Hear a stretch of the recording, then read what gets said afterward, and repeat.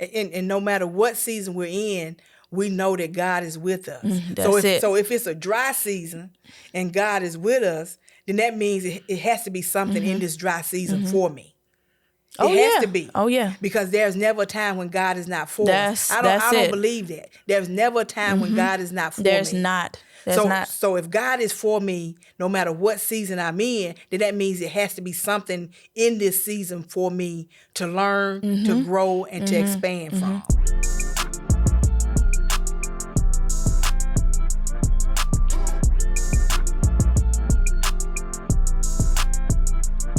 So I guess we'll get into, it's not necessarily our topic, so we just decided to talk about moving forward, new beginnings, and you said something else. New beginnings and endings. Because with every new beginning, there's an ending. Something has to end in order for something new to begin. And so how do we transition? You know what I mean? How do we let go of this old phase? That's the word. The past, basically. Moving forward from the past into the new beginnings. So you said, how do we move forward with it? What would you say? Well, I mean, I think that we have to understand when something comes to an end, something that we've been familiar with, comfortable with, like we know the time has come for us to let it go. So I think that we have to allow ourselves a moment to grieve the what's closing, for all the wonderful things that it gave us. So I think we have to give ourselves that moment because we are moving into a new phase where things are going to be different that we have no clue about. And I think once we allow that process, then we carry with us all the things that happened in the old that built us up, because as we move into a new phase, we're also going into it with a new mindset, a new consciousness that came about as a result of what happened to us in the old.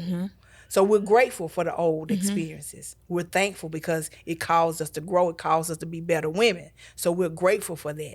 So as we transition from the old, enter into the new, I think we go in with a spirit of gratitude, and a spirit of hopefulness, because this old thing increased my awareness of who I am, and it has really qualified me to experience all of these wonderful new things that I'm about to experience that I have no awareness of, that I'm just trusting, because, God has been with me the whole time.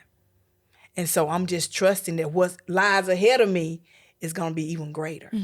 So with it being the old thing, with it being labeled as the old thing, is it safe to say that it wasn't good for us, or it wasn't working for us for it to be considered something old? You get what I'm saying? I do. Because in order to move from season to season, or the old to the new, obviously the old wasn't working. So here's something new. So with that being said, would it be also safe to say that we have to heal from the old in order to enjoy the new?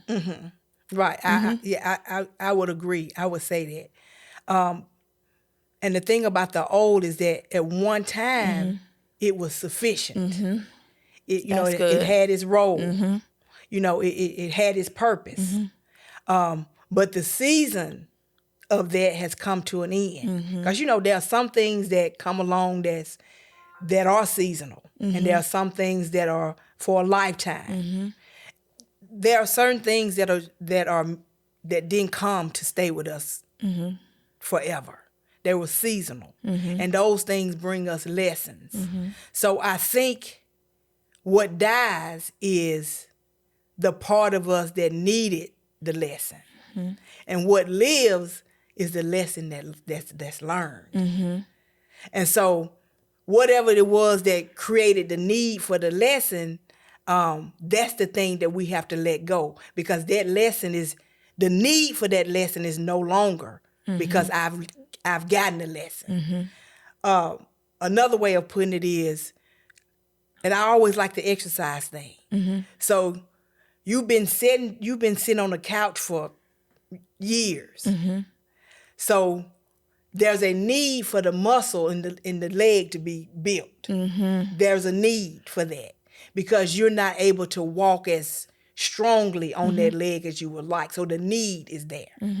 And so you start to work that muscle, and that muscle gets stronger. So the thing that caused you to go into the gym, that initiated you going to the gym, is no longer, because you are meeting the need of making the muscle stronger. So I think as we transition out, that means that I have learned something that now I can now put into play. Yeah. I can now put this thing, this new lesson, this new awareness, this new consciousness, I can now I can start living from that place now. I can start living from there. And so the thing that created the need is no longer. And so now I can start living it. I hope it's not confusing. It's not, because I like how you use examples like the workout, because when you said that, immediately I thought, if we stay in a season that has ended for too long without walking into the new, it can be a harder transition to get started in that new, because you've sat so long. Now you got to put in some extra work in this new season, and that new season may feel like the wrong season because you had to put in extra work, but you have to remember the circumstances that you were in the old, if that makes sense. So basically, if I sat too long on this couch, way too long, when I try to get up, I keep falling. Do I say, oh, well, I can't go to the gym, or do I push through and go to the gym? That's right. You get what I'm saying? That's right. The thing is, to do is to push through to get to the gym, so I can get these legs stronger, not to give up when I fall down, but to keep getting up and keep getting up and keep getting up. That's right. That's right. That gave, I'm about to preach. So that's real good, because if you stay in a place of comfort for too long, oh man, that place of comfort will make you think and convince you that that's all that you are. That's all that you are. Because it's not giving you what you need so that you can begin to see more of who God made you to be. So you need that opportunity to be able to see more of that. And if you stay in that place too long, then it doesn't give you the opportunity to see that. That's good. That's good. So basically, and every season has an ending. There's always an ending. There's something new. There's an ending and something new. How do people know when the season has ended? Because some people aren't aware. They're just carrying extra baggage. In their old season, when they're 2 seasons behind. How can that person catch up? You know what? And the thing about that is, I think that God is always giving us guidance. God is always in some shape, form, or fashion. It's time to do something different. This is not working. We'll feel it somewhere in our body, probably in our gut. The question, the issue is, am I willing to do what God is requiring me to do next? That's it. That's it. Because if I do that thing, what am I having to give up? Oh, And that's the issue. A lot of times we don't want to give up what we have to give up. That comfort zone. Exactly, to go to the next phase. So I believe that there's guidance always there. The question is, are we listening? You know what I mean? Are we attuning to what God is nudging us to do? That's good. And sometimes what we'll do is we'll hear it and we'll just keep pretending like we don't. And then we'll keep getting the same old results. And then we'll start calling it the devil. Why the devil doing this to me? But really it's the choice that we're making to not move when it's time to, because there are consequences for that. There are. There are consequences. So in every season, and I feel like I became the host with asking you questions, but you get deep and I feed off of you. It's so good. But in every season, we have to have the mindset to be intentional. Intentional on what am I doing in this season, and intentional on hearing from God, is this season ended, or am I to go forward with this season, or continue with this season? Right. Being intentional. Right, being intentional. And I think that comes with a foundation. Like, in my mind, I know that God created me to be just expansive. You know what I mean? Like, there is no beginning and no ending with God. We cannot pinpoint that. Yep. Like, and he created me. So those attributes have to exist in me. And so when I think about that, I always know that, or I stay open to where God is nudging me towards next. And I'm interested in that. I'm interested in being all that I can be.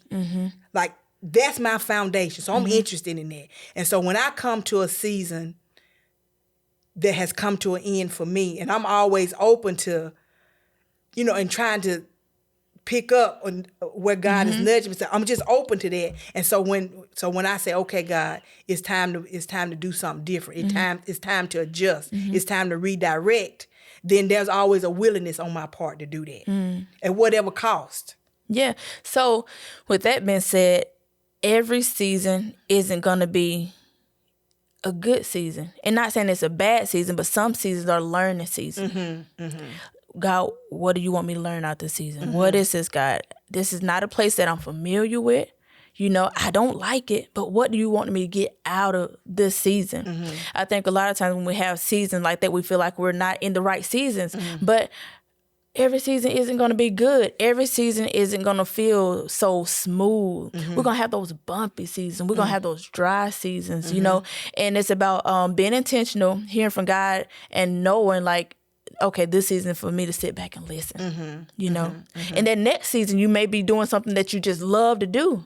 And then next season, you back to a dry season. I think that we have to be aware that every season isn't going to be something that we just love. Like, it's just, oh, this is it, this is it, this is it, Right. And no matter what season we're in, we know that God is with us. So if it's a dry season and God is with us, then that means it has to be something in this dry season for me. It has to be. Oh, yeah. Because there's never a time when God is not for us. I don't believe that. There's never a time when God is not for me. There's not. So if God is for me, no matter what season I'm in, then that means it has to be something in this season for me to learn, to grow, and to expand from. Yep. And I think we get caught up with what Susan May doing. Her season looked like she's just flourishing, but over here, I'm just not flourishing, And so stand in your own lane, stand in your own season, because Miss Cathy, your season could look totally different from my season. But is it for me to be jealous and to try to do what you're doing in the season and see, okay, Miss Cathy doing it, let me see what'll work for me? I think is in our season, we have to learn to stay in our own season, in our own lane, because, like you said, God is with us. But so God is dealing with us on a personal level. Right. So He may be dealing with you in one way, but He has for me another season to deal with me this way. You get what I'm saying? That's right. I think we're caught up now in the world today that everybody trying to look like each other. That's right. And we're missing our seasons. That's right. So you feel like you're in a good season, but in the end, it doesn't benefit you at all. And you back to square one. You back on track. Right. You get what I'm saying? And on track is where the season that you got off track in, if that makes sense. You know what I'm saying? Because I look at it like we all got our own path in life. Everybody, we got our own path. And somewhere along the line, Miss Cathy, me and you may cross the same path and seem like we're walking hand in hand. And then we may take a detour. I may go right and you go left. You know what I'm saying? People, and I'm not going to say people, but for me, society, social media has got people thinking that everybody's supposed to be living the same way. You got to look like this. You got to talk like this. You got to sound like this. You got to have this by the age of 25. You know what I'm saying? Right. So we're not being shaped and molded into who God wants us to be because we're allowing these different outlets to shape and mold us. Right. So we're not being intentional in our seasons. Right. We're not, we're not getting up and moving on when that season has ended, Right. And so I think that's the time we're in now, but especially the younger generation. They don't know. They don't know how to recognize the seasons. They don't know or have the guidance to say, it's time to move on. or stay here for a little bit longer. Right. You know? Right. Yeah, because I think like I think as people, we all have different journeys, but I do feel like ultimately God wants us all to have his same characteristics. So if a characteristic of God is love or joy, ultimately our lives are designed specifically to get us to that place of joy. But your route may be different from Totally mine. different. But ultimately, we're going to the same destination. That's good. The same destination. And so what we have to do is be appreciative of our own journey. Find gratitude, understand that it was specifically carved out just for me. Like, I'm going to this place called joy.